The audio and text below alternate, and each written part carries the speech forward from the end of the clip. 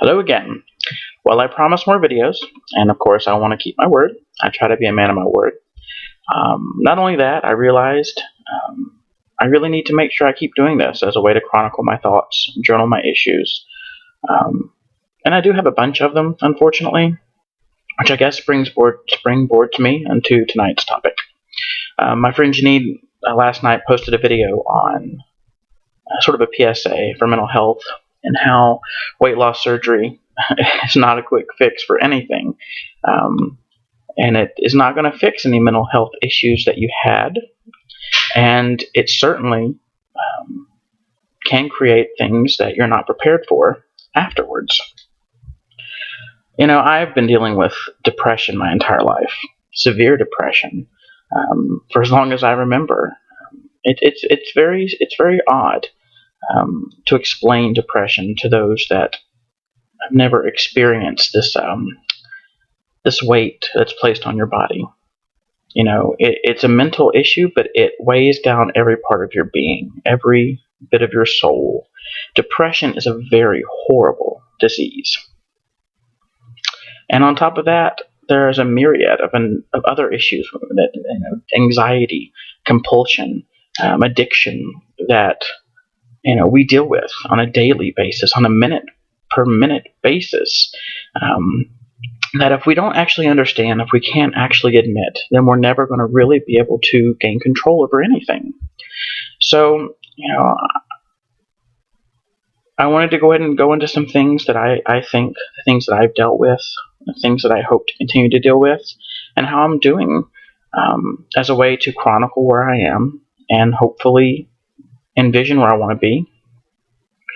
I guess the number one thing I would say is that I think a lot of bariatric programs do a wonderful job of explaining the physical implications of what will happen, no matter what bariatric procedure you choose. The band, the vertical sleeve, the RNY, duodenal switch, whatever.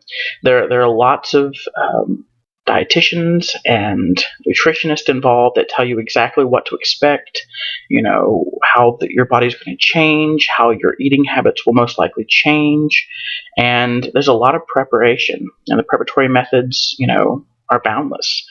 However, the one thing that I've noticed is that a lot of programs really don't touch on the psychological, emotional implications of what will happen after bariatric surgery. As an obese, morbidly obese man, 470, 480, I don't even know how high I got. I dealt with a lot of issues when it came to depression, anxiety, and I had no self-efficacy at all. I really had no security. I blamed everything on myself. And initially I did think, unfortunately, that once I lost weight, life would be perfect.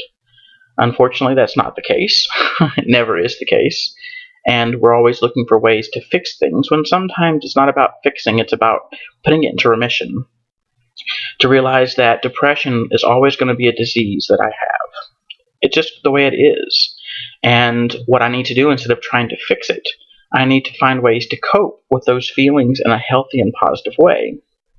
Well, what happens after weight loss surgery, or what happened after mine, is that when we lose weight, estrogen's released, our hormones change, and we all of a sudden have to deal with things that we've never dealt with before.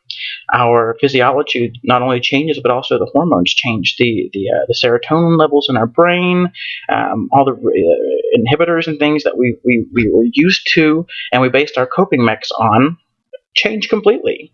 So it's almost like you open this gate, and all of these things flood in. Now, as a super morbidly obese man, I also used food as a coping mechanism. I used it to deal with depression, anxiety. It was my safe harbor. I knew what things tasted like, and it was wonderful. But after weight loss surgery, things change. Even down to the way foods taste. Things didn't taste the same. I couldn't eat as much as I wanted. They didn't satisfy me. So all these wonderful things that I were able to do before that helped me cope with those anxiety-ridden and depression-ridden events in my life all of a sudden changed. And so on top of the hormonal level changing, the ability to cope has been taken away. Then you realize that a lot of the medicines that I was on changed as well. For example, any extended release medication generally no longer works. I was on Cymbalta. Cymbalta is not only extended release by the capsule, but the very little bitty capsules inside the capsule are extended release as well. So I was here after surgery, dealing with hormonal changes, dealing with the loss of many coping mechanisms, dealing with my medicine not working, and it really is like throwing myself into this big pit and just seeing what came out. It was hard. It still is hard. Um, I found myself latching onto my job, becoming codependent in a relationship and a job, and my identity was completely based on those things. I gave my power to other things. My self-validation, my worth, all of it was based on an external locus of control that had nothing to do with myself, and it was all based upon other things that provided me with the worth that I thought I had. Well, as I mentioned in my last video, year and a half goes, I get laid off. Here I am, not in the relationship anymore, and I I felt lost.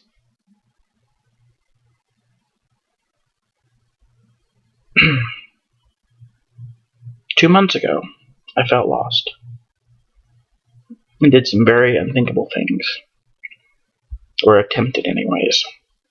But the point of the story is, it's not about where we are, where we've been. It's about what we want to be, who we want to be, and where we want to go.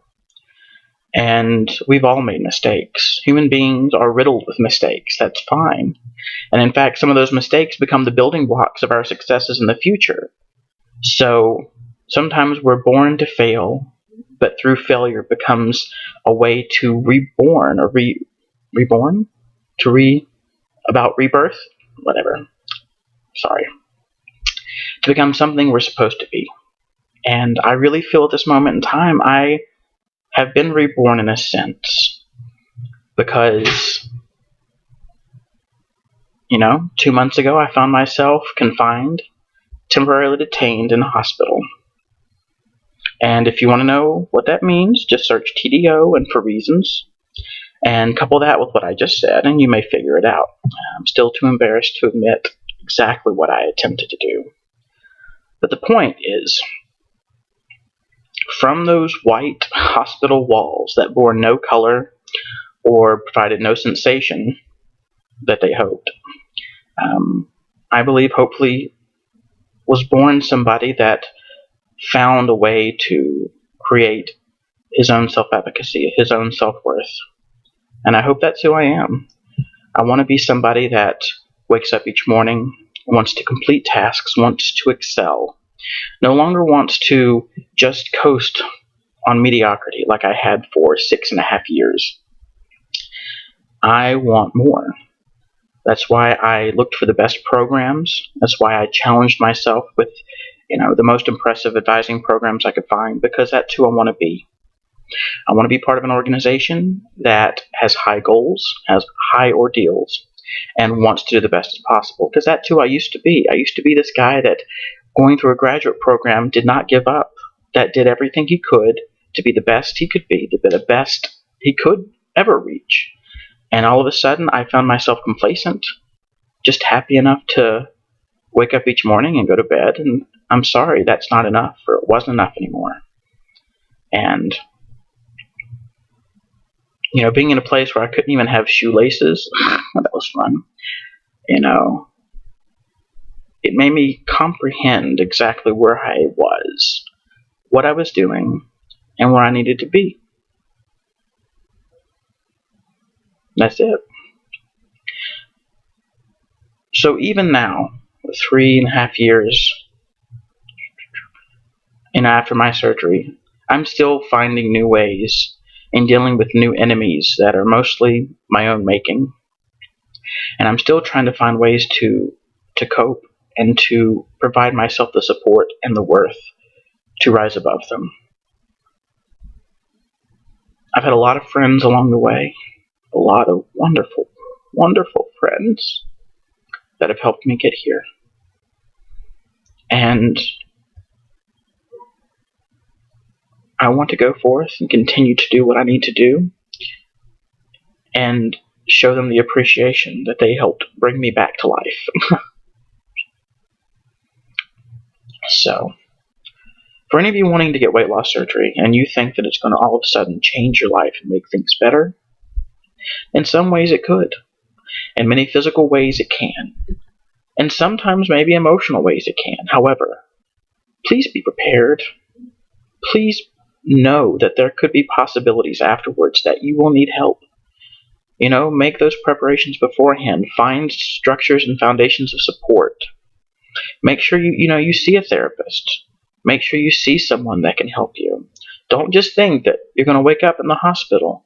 That a couple months later you're going to be, 10 sizes down and your life is going to be great.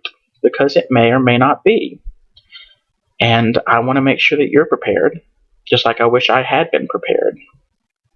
And I wish that it hadn't taken me this long to start realizing that codependence is not a good thing. And self-awareness and self-worth is very important. So here I am in this one-bedroom apartment, and it's hard. It is hard coming here every day after work, being alone, knowing that 1,353 miles away are my kids, and even further is my mom, my stepdad, and my sisters. But I'm here because I'm becoming who I need to be. I have chosen the pathway and the road that I'm on in order to promote who I am, create a new existence for myself, and go through a pattern of rebirth to try to make sure that what happened to me months ago never happens again. The darkness that I felt can no longer engulf me, that I always keep this steady form of light inside myself, just in case that I need that feeling of hope. I need to make sure that I stay there. So, and that's sort of what this is. I never thought I'd be the person that would ever get a tattoo, I was the straight edge guy, never got tattoos. This to me is hope. Any of you that are comic book buffs, that is the insignia of the Blue Lantern Corps. Blue Lantern is based on a spectrum of emotion, and that emotion is hope. And I try to live my life by that now. By hope. The flame of hope that I hope can continue to burn inside me, which means that no matter where I am, no matter how dark my future seems or I feel, that flame will continue to light this pathway that allows me to keep going forth. And that it reminds me that even though I fell into despair in my past and took actions that I do not appreciate and I'm embarrassed by, it has only acted as a way for me to continue to improve upon who I am and ensure that I rise even higher with the hope that I have in me. So, I know that's a bunch of jumbled jarbo. I don't know why I didn't really have anything specific to talk about. Janine's video just made me think about a lot of the mental issues that we all deal with. Obviously, we dealt with these before surgery. Many of us were super morbidly obese. We dealt with compulsive eating, or we dealt with anxiety-ridden situations that cause us to eat to cope. Dealt with depression from being harassed and ridiculed for being who we are. So those things, of course, are going to put us on a pathway of having, some mental issues, mental health problems. And then you couple that with weight loss surgery, which changes the body in such a dramatic way that it also changes how our body functions, not just physically, but emotionally as well. We deal with body dysmorphia. We deal with the lack of coping mechanisms, and those are very severe issues. And then cross addiction. Those are really severe problems that if you're not prepared for or you're not open about, then they could really dominate your life and who you are. So if you are thinking about this surgery, if you have any questions, always ask me or find other people in the community. Probably the most amazing organization, the Obesity Action Coalition. They're having a conference in August, the 13th to the 16th. Go there. And it's not just about weight loss surgery. It's about obesity bias and any other obesity issues that you could think of. It's about how we as obese people find our place in the world and making sure that we feel supported, and to educate those around us as to what obesity is and how the bias that exists can cause us to feel downtrodden and oppressed. And there's a lot of, and it's just a lot of things. So if you're really interested, please educate yourself. If you're too embarrassed to ask something directly, then read. Message one of us. Find YouTube videos. We have a huge community. It's one of the ways I was able to find support. And some of the best friends that I've ever had, some of the most amazing people I have ever met, I found through YouTube.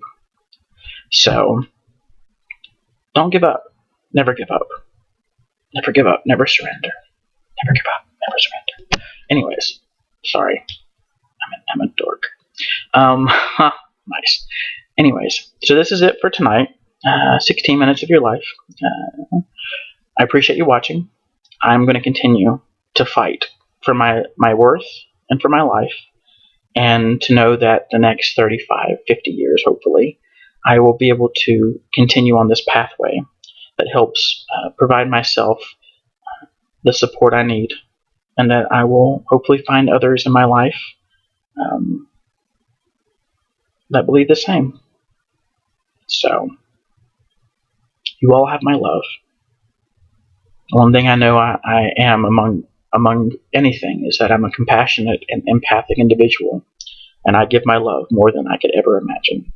And while sometimes that hurts, it makes me proud to be who I am. So you have my love, you have my respect. If you ever have questions, or if you ever just want to talk or say hi or make fun of me, go ahead. But I hope you have a wonderful night, wonderful week. And remember that you are not defined by your body shape. You are not defined by what you think of yourself. You're defined by the actions you take. Never allow yourself to believe less than who you are because of the actions of other people. Don't let this external locus that this control people have dictate who you are and what you do with your life. Never think less of yourself because others make you feel that way. You are more important than that. And if you ever need a reminder, I'm here. Thanks.